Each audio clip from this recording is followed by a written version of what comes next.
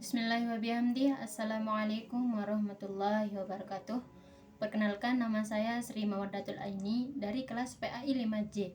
Di sini saya akan mempresentasikan tentang pengertian adab. Pengertian adab. Adab menurut bahasa adalah kesopanan, kehalusan, akhlak, atau bisa juga sopan santun. Dalam kosakata bahasa Arab, kata adab berasal dari tasrifan adaba yang adabu, yang berarti mengundang atau mengajak. Dinamakan adab karena ia mengajak manusia kepada perbuatan terpuji dan mencegah manusia dari perbuatan keji dan mungkar. Sedangkan menurut istilah, adab berarti norma atau perilaku sopan santun kepada orang lain, terutama kepada orang yang lebih tua, agar pergaulan sesama manusia tetap terjaga dan harmonis, yang didasarkan atas aturan agama, terutama aturan agama Islam. Selanjutnya, orang tua dan guru. Orang tua adalah orang yang melahirkan, merawat, membesarkan, dan mendidik kita sejak masih di dalam kandungan hingga dewasa. Sedangkan guru adalah orang tua kedua yang telah berjasa dalam mendidik pada jalur lembaga pendidikan, baik formal maupun non-formal. Jadi, adab kepada orang tua dan guru adalah perilaku sopan dan santun kepada orang tua atau guru sesuai dengan aturan agama dan dalam lingkungan masyarakat, tidak melanggar norma-norma yang ada. Sekian dari saya. Assalamualaikum warahmatullahi wabarakatuh. Oke, bismillahirrahmanirrahim. Assalamualaikum warahmatullahi wabarakatuh. Perkenalkan, nama saya Pujiawan Sani Azwari. Saya dari kelompok 5. Di sini saya akan melanjutkan presentasi ke makalah dari kelompok saya, yaitu pemateri sebelumnya dari Sri Mawaddatul Aini. Oke, langsung saja. Di sini yang B yaitu dalil perintah beradab kepada orang tua dan guru. Islam merupakan agama yang sempurna, sehingga setiap ajaran dalam Islam itu memiliki dasar pemikiran, begitu pula dengan pendidikan akhlak anak terhadap orang tua dan gurunya. Bukti utama bahwa berbakti kepada orang tua merupakan salah satu ajaran Islam yang paling tinggi setelah iman kepada Allah Subhanahu wa taala adalah firman Allah Subhanahu wa taala yang tertuang dalam Al-Qur'an maupun hadis Rasulullah sallallahu alaihi wasallam yang dijadikan sebagai hujah atau sumber utama ajaran Islam. Saking kukuhnya kewajiban itu, Allah Subhanahu wa taala mengulang-ulang perintah berbakti kepada orang tua setelah perintah beribadah kepadanya dalam beberapa ayat Al-Qur'an dan hadis, yang diantaranya itu pertama dari Quran surah Al-Isra ayat 23 sampai 24 yang artinya sebagai berikut. Dan Tuhanmu telah memerintahkan agar kamu jangan menyembah selain Dia, dan hendaklah kamu berbuat baik kepada ibu bapakmu. Jika salah seorang di antara keduanya sampai berusia lanjut dalam pemeliharaanmu, maka sekali-kali janganlah engkau mengatakan kepadanya walau takul lahuma uffim, dan janganlah engkau membentak keduanya, dan ucapkanlah kepada keduanya perkataan yang baik, dan rendahkanlah dirimu terhadap keduanya dengan penuh kasih sayang, dan ucapkanlah, wahai Tuhanku, sayangilah keduanya sebagaimana mereka berdua telah mendidik aku pada waktu kecil. Oke, dalam ayat tersebut Allah memberitakan kepada hamba-hambanya untuk menyembah Allah Subhanahu wa taala semata, tidak ada sekutu baginya. Kandungan ayat ini juga menunjukkan kepada diri kita pribadi betapa kaum muslimin memiliki kedudukan yang sangat tinggi dibandingkan kaum yang mempersekutukan Allah Subhanahu wa taala. Ayat ini juga menjelaskan tentang ihsan atau bakti kepada tentunya kepada kedua orang tua dan guru. Yang diperintahkan agama Islam adalah bersikap sopan kepada keduanya. Ayat tersebut juga di sini menerangkan larangan kepada manusia membentak kedua orang tuanya, bahkan sampai berkata sampai berkata saja itu tidak diperbolehkan. Sehingga Allah Subhanahu wa taala menganjurkan untuk manusia berkata dan berbuat yang baik dan mulia terhadap keduanya sesuai dengan adat kebiasaan masyarakat. sehingga mereka merasa senang serta mencukupi kebutuhan-kebutuhan mereka yang sah dan wajar sesuai kemampuan setiap individu kita sebagai anak. Kemudian yang kedua yaitu dari Quran surah An-Nahl ayat 43 yang artinya sebagai berikut. Maka bertanyalah kepada orang yang memiliki pengetahuan jika kamu tidak mengetahui, jika kamu tidak mengetahuinya. Ya, jadi di sini dijelaskan tentang guru, bahwa guru adalah orang yang memberi ilmu. Dialah orang yang mempunyai ilmu pengetahuan sesuai dengan bidang masing-masing. Guru tempatnya bertanya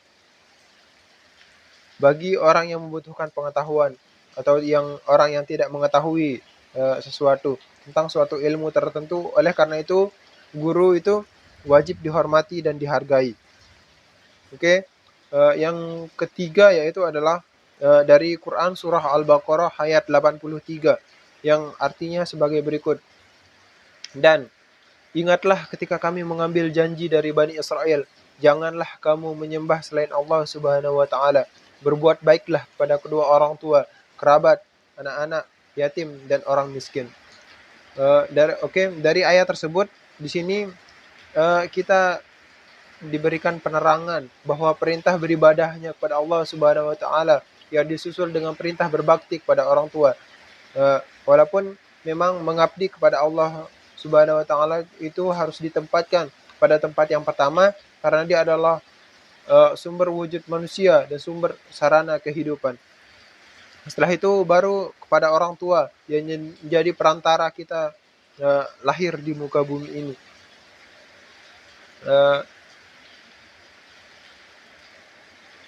Berdasarkan tafsirnya dari ayat tersebut adalah jelas bahwa keharusan berbuat baik pada orang tua yang didahului dengan menyembah hanya kepada Allah Subhanahu wa taala.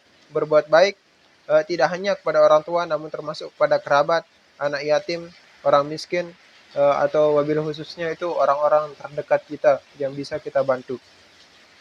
Kemudian yang keempat itu adalah dari Quran surah Al-Luqman ayat 14 sampai 15 yang artinya itu sebagai berikut. Dan kami perintahkan kepada manusia untuk berbuat baik kepada kedua orang tua atau ibu bapaknya. Ibunya telah mengandungnya dalam keadaan lemah yang bertambah-tambah dan menyapihnya dalam 2 tahun. Bersyukurlah kepadaku dan kepada dua orang ibu bapakmu, hanya kepadakulah kembalimu. Dan jika keduanya memaksamu untuk mempersekutukan aku dengan sesuatu yang engkau tidak mempunyai ilmu tentang itu, maka janganlah engkau menaati keduanya. Dan pergaulilah keduanya di dunia dengan baik. Dan ikutilah orang yang kembali kepadaku. Kemudian hanya kepadaku tempat kembalimu, maka aku perintahkan kepadamu apa yang telah kamu kerjakan.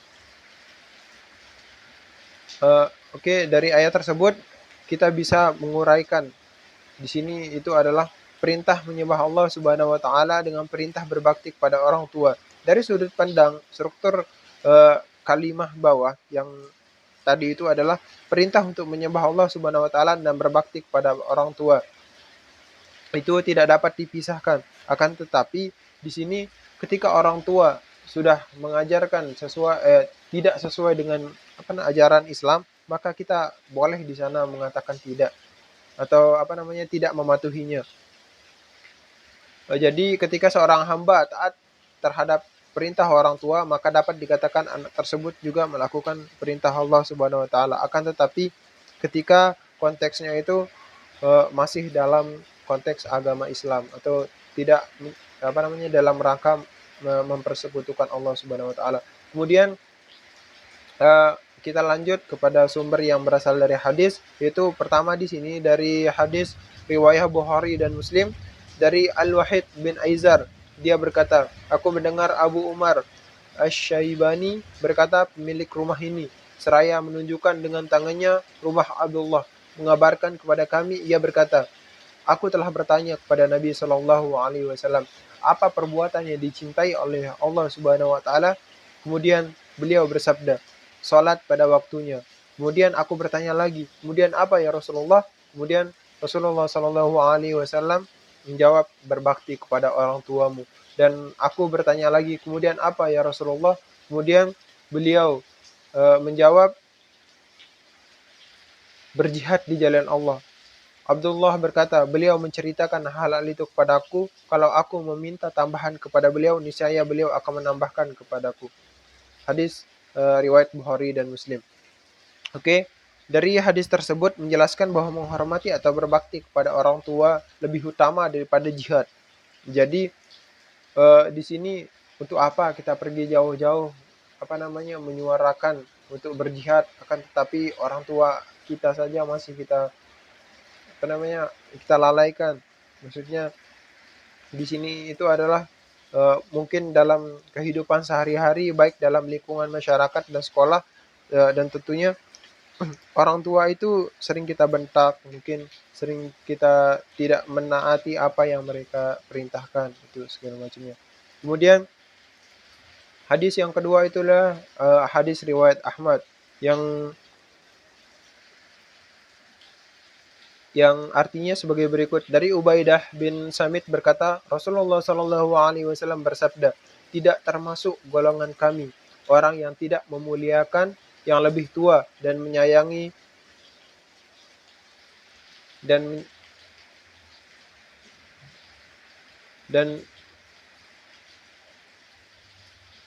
menyayangi yang lebih muda, serta tidak mengerti hak orang yang berilmu agar diutamakan pandangannya. Oke, dari hadis tersebut bermakna bahwa yang dimaksud orang yang berilmu adalah guru, dan seorang guru wajib diperlakukan sesuai dengan haknya. Akhlak serta beradab yang baik merupakan kewajiban yang tidak boleh dilupakan bagi seorang murid terhadap gurunya. Memuliakan guru adalah tugas kedua bagi setiap murid setelah memuliakan kedua orang tua, sebab keberkahan ilmu yang telah diperoleh dalam proses belajar itu tergantung pada keikhlasan gurunya. Oke, di sini kita akan langsung pada kesimpulan. Dari pembahasan tersebut dapat disimpulkan bahwa guru adalah seorang pengajar suatu ilmu dengan tugas utama untuk mendidik, mengajar, membimbing, mengarahkan, melatih, menilai, dan mengevaluasi muridnya. Guru dalam Islam juga disebut sebagai pewaris Nabi, karena lewat seorang guru, wahyu atau ilmu para nabi diteruskan kepada umat manusia. Guru adalah orang yang mengajarkan kita tentang berbagai macam ilmu pengetahuan dan mendidik kita sehingga menjadi orang yang mengerti dan menjadi orang yang lebih dewasa. Mungkin hanya itu dari kelompok 5. Sekian, kurang dan lebihnya mohon dimaafkan. Wabillahi taufiq wal hidayah. Assalamualaikum warahmatullahi wabarakatuh.